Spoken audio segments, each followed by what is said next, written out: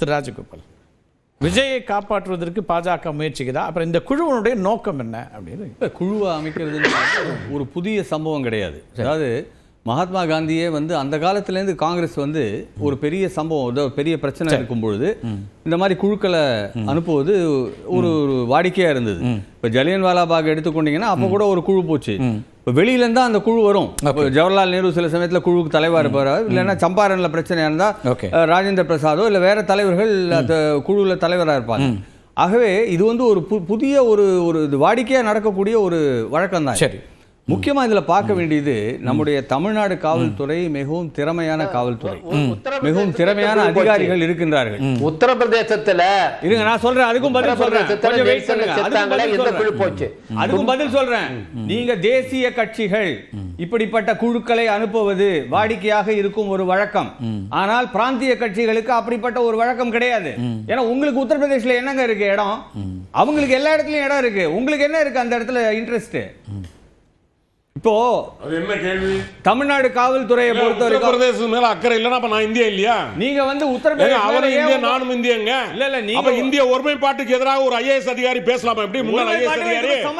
நாங்க உத்தரப்பிரதேச மக்களை பத்தி நாங்க கவலைப்படுவோம். உத்தரப்பிரதேசம் அது எப்படி பேசலாம்? இல்ல உத்தரப்பிரதேசத்தின் மீது அவனும் இந்தியன் என்கிற முறையில் எங்களுக்கு அக்கறை இருக்கிறது. நீங்க தான் ஹிந்தியை எதுக்குறீங்களா? நாங்க ஹிந்தியை எதுத்தா இந்தியாவை எதுக்குறோம்னு அர்த்தமா? நீங்க ஹிந்தி தான் இந்தியாவா? நீங்க தான் கூட ஒரு என்னங்க வளரும்? நான் சொல்றது தமிழ்நாடு காவல்துறையில மிகவும் திறமையான அதிகாரிகள் இருக்கிறார்கள், மிகவும் திறமையான காவல்துறை. ஆனால் அந்த காவல்துறை செயல்படாமல் செய்திருக்கின்றார்கள். அங்க காவல்துறை சரியான இப்போ இதுக்கான இந்த கேள்விகளுக்கெல்லாம் பதில திரு கான்ஸ்டன்டைன் அவர்களே கொடுத்துட்டாரு. என்ன சொன்னாரு? நாமக்கல்ல 41 பேர் மயக்கமாயிட்டாங்கன்னாரு. அப்ப மயக்கமான தெரிஞ்சுதானே நீங்க இங்க தடுக்காம நிறுத்தி இருக்கீங்க. அது தெரிஞ்சுதானே நீங்க இங்க போதுமான காவல் துறை இவர் எப்படி உள்துறை அதிகாரியா இருந்தாரு எனக்கு கண்டுபிடிக்க முடியல. என்னங்க இது? நீங்க நீங்க 41 பேர் அவர் விஜய் வர்றதுக்கு முன்னாடியே போய்ட்டா விஜய் கட்சிக்காரன் பாப்பானா போலீஸ்காரன் போய் பாத்துட்டு என்ன அர்த்தம்? மதுரையில நடுவுல சும்மா பேசுறதுக்கா பேச நான் சொன்ன மாதிரி சொல்றீங்க நீங்க. ஆமா, நீங்க சொன்னீங்க அமைதியா விவாதிக்கலாம். நாமக்கல்ல 41 மயக்கமானாங்கன்னு அவர் தான் சொன்னாரு. அதே மாதிரி மதுரையிலயும் மயக்கமானவங்க சொன்னாரு. அப்போ மயக்கமானது உண்மைதான். அப்படி நடந்திருந்தால் காவல்துறை என்ன செஞ்சிருக்கணும்? நீங்க ரைட் சார், நியாயமான வேலை. ஆனா அந்த விஜய்க்கு ஒரு அக்கௌண்டபிலிட்டியை ஏன் வைக்கவே மாட்டேங்கிறீங்க, ஃபிக்ஸ் பண்ணவே மாட்டேங்கிறீங்க? தொடர்ச்சியா எல்லா இடத்துக்கும் போறாரு, எல்லா இடத்துலயும் பாக்குறாருன்றீங்க. இன்னைக்கு இன்னொரு கேள்வி கூட இருக்கு சார். ஆதவ அர்ஜுனா இப்படி ஒண்ணு போடுறாரு இல்லையா? இது என்ன சொல்றாரு? எப்படி இலங்கையிலும் நேபாளத்திலும் இளைஞர்களும் ஜென்சி தலைமுறையும் ஒன்றாகக்கூடிய அதிகாரத்துக்கு எதிரான புரட்சியை உருவாக்கி காட்டினார்களோ அதே போல இங்கும் இளைஞர் நிகழ்ச்சி நிகழும். இதை பாஜக எப்படி பாக்குது? நான் ஏதாவது ஒவ்வொரு மற்ற கட்சி இல்ல சார், இது தேச நீங்க எல்லாத்துக்கும் என்ன சொல்லுவீங்க? தேச பாதுகாப்பு பேசுவீங்கல்ல? இல்ல நான் இது இப்ப இதே விதமான ஒரு கருத்தை சொன்னதுக்கு என்ன நடவடிக்கை எடுக்கப்பட்டிருக்கு? இல்ல நான் அன்னைக்கே ஒரு இடத்துல இது வெறும் மாநில அரசு சம்பந்தப்பட்டதா? அப்ப இல்ல இந்தியால இந்தியாவை பொறுத்த வரைக்கும் நான் பதில் சொல்றேங்க. அவர் கேள்வி எனக்கு சொல்லியிருக்காரு. இந்தியாவை பொறுத்த வரைக்கும் ஜென்சி புரட்சி என்பது நிச்சயமாக நேபாளத்தை போல் நிச்சயமாக நிகழக்கூடிய வாய்ப்பே கிடையாது. ஏன்னா இந்திய ஜென்சி மக்கள் பொறுமையானவர்கள் ஒன்று. இரண்டாவது, அந்த மாதிரி ஒரு பொருளாதார வளர்ச்சி இல்லாத நாடு கிடையாது இந்தியா. இந்தியாவில் பொருளாதார வளர்ச்சி நல்லா இருக்கிற காரணத்தால் அப்படிப்பட்ட ஒரு ஜென்சி புரட்சி நடப்பதற்கான வாய்ப்பே கிடையாது சார். அது வாய்ப்பு இல்லைன்னு எல்லாருக்கும் தெரியும். ஆனால் அப்படியான ஒரு வாய்ப்பை உருவாக்கணும்னு நினைக்கிறாங்கன்னா அதை எப்படி நீங்க பாக்க உருவாக்க முடியாது. அதுக்கு சட்டப்படி நடவடிக்கை எடுக்க வேண்டும். சட்டப்படி நடவடிக்கை எடுக்கிறதுக்கு ஸ்டேட் கவர்மெண்ட் கிட்ட அதிகாரம் இருக்கு. அவங்க எடுக்கிறதுக்கு திறமை இல்லைன்னா நாங்க என்ன பண்ண முடியும்? எஃப்ஐஆர் போட்டிருக்காங்க. அவங்க தான் திறமை, ஆக்ஷன் அவங்க தான் எடுக்கணும். ஆக்ஷன் அதாவது தமிழ்நாடு காவல்துறையில போதுமான அவங்க கிட்ட போதுமான அவங்களுக்கு ஃபோர்ஸ் இருக்கு. அவங்க கிட்ட காவல் படை மட்டும் கிடையாது. அவங்க கிட்ட மவுண்டட் பெட்டாலியன்ஸ் இருக்கு. அவங்க கிட்ட ஸ்பெஷல் பெட்டாலியன்ஸ் இருக்கு. எல்லாமே இருக்கு. ஆனால் நீங்கள் ஒரு 5000 பேரை 7000 பேரை உங்களை ரோட்டில் உங்களை தடுக்கிறது உங்களுக்கு வக்கீல்ல முடியல அப்படின்னா அப்போ என்ன நடத்திட்டு இருக்கீங்க நிர்வாகம்? The collector is responsible for the maintenance of law and order.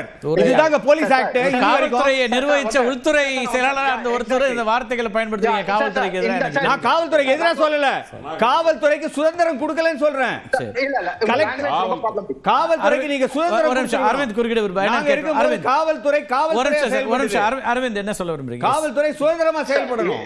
Okay, Aravind நான் சொல்றது வந்து ஒரு நிமிஷம் சார், ஒரு நிமிஷம். அவர் என்ன கேக்குறான்னு பேசுவார். I can answer the question. வர அரவிந்த் சொல்லுங்க. Interrupting me on a very important point. இல்ல உங்கள்ட்ட வர அவருக்கு ஏற்கனவே அவருடைய இது இணைப்பு துண்டிக்கப்பட்டது. ஒரே ஒரு பாயிண்ட்.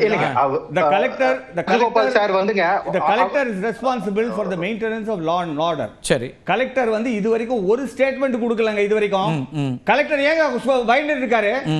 கலெக்டர் ஏங்க law and order பத்தி ஒரு என்ன சொல்றாரு? கலெக்டர் பிரஸ் மீட்ல உட்கார்ந்து பேசுறாரு பாக்கலையா? உட்கார்ந்திருக்காரு. சார் இல்ல சார், இல்ல நேற்று முந்தின கலெக்டர்லாம் இருந்தாரே கூட. கலெக்டர் என்ன சொல்லிருக்காரு? என்ன சொன்னாரு? ஹாஸ்பிடலுக்கு வந்து நாங்க போதுமான டாக்டர்ஸ் போட்டுருக்கோம், ஹாஸ்பிடல்ல மருத்துவர்கள் இருக்கின்றார்கள், லா அண்ட் ஆர்டர் எதிர்வினையே ஆற்றலன்னு சொன்னீங்க. இப்ப என்ன விதமா எதிர்வினை ஆற்றலான்னு கேக்குறீங்க? லா அண்ட் ஆர்டர் சீர்குலைஞ்சு போனதுக்கு என்ன அவங்க வந்து அதை தவிர்ப்பதற்கு என்ன நடவடிக்கை எடுக்கப்பட்டது என்பதை பற்றி கலெக்டர் எதுவுமே சொல்லல. ஒரு நிமிஷம் அரவிந்த். எஸ் இல்ல சார், ராஜகோபால் சார் சொன்னது கலெக்டர் பேசலினாரு. கலெக்டரும் ஏடிஜிபி லாண்ட் ஆர்டர் ரெண்டு பேரும் ஒண்ணா உட்கார்ந்தா நாளைக்கு இபி ஆபீஷியலும் இருந்தாங்க கூட. அதனால பிரஸ் அட்ரஸ் பண்ணாங்க, கலெக்டர் அட்ரஸ் பண்ணிட்டா. ஒண்ணு. ரெண்டாவது, அவரு ஹோம் செக்ரட்டரியா இருந்தவர், அவர் இருக்க தமிழ்நாடு போலீஸ் ஃபோர்ஸ்லாம் எங்களுக்கு வக்கு இருக்கான்னு கேட்கறதெல்லாம் ரொம்ப ரொம்ப ஒரு நான் வக்கு இருக்கேன் நான் கேட்கல. வக்கு இருக்கு, வக்கு இருக்கு. இல்ல நீங்க சொன்னது சொல்றேன், நீங்க சொன்னது அந்த வார்த்தை அது வந்து இல்ல உங்க இடத்துல இருந்து அதை பயன்படுத்திக்க வேண்டாம்ன்றத என்னோட நிலைப்பாடு. நான் சொல்றது அவுட் ஆஃப் கான்டெக்ஸ்ட் கோட் பண்றீங்க. நான் சொல்றது அவுட் ஆஃப் கான்டெக்ஸ்ட் கோட் பண்றீங்க. என்ன கான்டெக்ஸ்ட்னு சொல்லுங்க. அப்ப நான் சொல்லிடுறேங்க. நான் முழுவே சொன்னேன். நிச்சயமாக அவங்களுக்கு திறமை இருக்கு. நான் ஆரம்பிச்சதே அப்படிதான் சொன்னேன். காவல்துறையில திறமையான அதிகாரிகள் இருக்கின்றார்கள். பிறகு நீங்க நடுநடுல பேசினா ஒரு ஸ்டேட்மெண்ட் நான் சொல்லிடுறேன். சொல்லுங்க. திறமையான காவல்துறை நிச்சயமாக இதை தவிர்த்திருக்க முடியும். அந்த காவல்துறை இந்தியாவிலேயே பெஸ்ட் காவல்துறை. ஆனா அந்த காவல்துறைக்கு நீங்க சுதந்திரம் கொடுக்காத காரணத்தால முதல்ல எப்படி செயல்பட முடியல. இல்ல முதல்ல எப்படி பேசல நீங்க? அப்படிதான் சொன்னேன். நீங்க வேணா அப்புறம் நீங்க அவர் சொன்னாரு, அவர் சொன்னார் வக்கீல் இல்லன்னு சொன்னார். அவரு யாரு? ஷபீர். ஏன் போலீஸ் நாங்க எங்க டிபார்ட்மெண்ட்டுங்க காவல்துறை நாங்க எப்படிங்க அப்படி சொல்லுவோம்? நீங்க 6000 பேர் ரோட்ல இல்ல வக்கீல்ன்ற வார்த்தை அவர் பயன்படுத்துறீங்க. எதுக்கு நான் பயன்படுத்தணும்? வக்கீல் இல்லன்னு நான் சொல்லலங்க. சரி அவர் முடிச்சு வந்து இல்லன்னு சொல்றது தவறுன்னு சொல்றேன். அரவிந்த் முடிச்சு ஷபீர் வக்கீல் இல்லன்னு சொல்றது தவறு. வர அரவிந்த் 6000 பேர் ரோட்ல நிக்க முடியலன்னு. ரைட் அரவிந்த். சொல்லுங்க. என்டிஏ குழு வந்து தமிழ்நாட்டுல வந்து இந்த ஆய்வு செஞ்சுட்டு போறது வந்து பிஜேபியோட பிளான் என்னன்னா இந்த பிரஷர் அப்படியே இன்டாக்டா வச்சுட்டு முடிஞ்ச அளவுக்கு இந்த கேஸ் சிபிஐக்கு எடுத்து போகணும். நான் விஜய் டீமே கோரிக்கை தானே.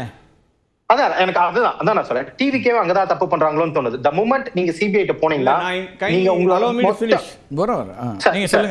நீங்க சிபிஐ இந்த கேஸை போய் கொடுத்தீங்கன்னா நீங்களே உங்களோட கம்ப்ளீட் கண்ட்ரோல் நீங்க சிபிஐ போய் கொடுக்குற மாதிரி. நாளைக்கு பிஜேபி இதே தாவேக்கா பல தருணங்கள்ல சிபிஐயோட இன்வெஸ்டிகேஷனுக்கு எதிராகவும் பேசியிருக்காங்க. இன்ஃபேக்ட் ஆதவ அர்ஜுனா ஒரு கட்டத்துல சிபிஐ இன்வெஸ்டிகேஷனுக்கு எதிராக பேசினதா இருக்கு, அவரே இப்ப பெட்டிஷனா இருக்காது. சோ இது எங்கேயோ பொலிட்டிக்கலா மீண்டும் ஒரு தப்பு பண்றாங்களோ, டிவிக்கு தப்பு பண்றாங்களோ பெரிய பிளண்டரா தான் நான் பாக்குறேன். ஏன்னா நீங்க கோர்ட் மானிட்டர்ட் இன்வெஸ்டிகேஷன் கேளுங்க, நீங்க அதை விட்டுட்டு சிபிஐ இன்வெஸ்டிகேஷன் போய் கொடுக்கறதுங்கிறது சென்ட்ரல்ல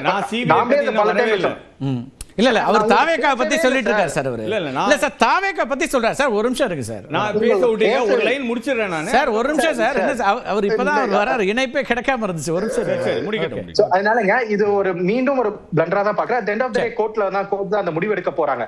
சோ இத ஒரு எஸ்ஐடியோ இல்ல வேற ஏதாச்சும் ஒன்னு கேட்டிருக்கலாம். ரெண்டாவது இங்க சொல்றது இதுக்கு முன்னாடி ஒரு பேசுன கேட்டாரு, தமிழ்நாட்டுல இருக்க கட்சிகள் எப்படி யூபிக்கு போக முடியும்னு கேட்டாரு. இன்னைக்கு வந்திருக்க இந்தியால வந்து டிடிபிக்கும் சிவசேனாக்கும் தமிழ்நாட்டுல எந்த பிரான்ச் இருக்குன்னு எனக்கு தெரியல.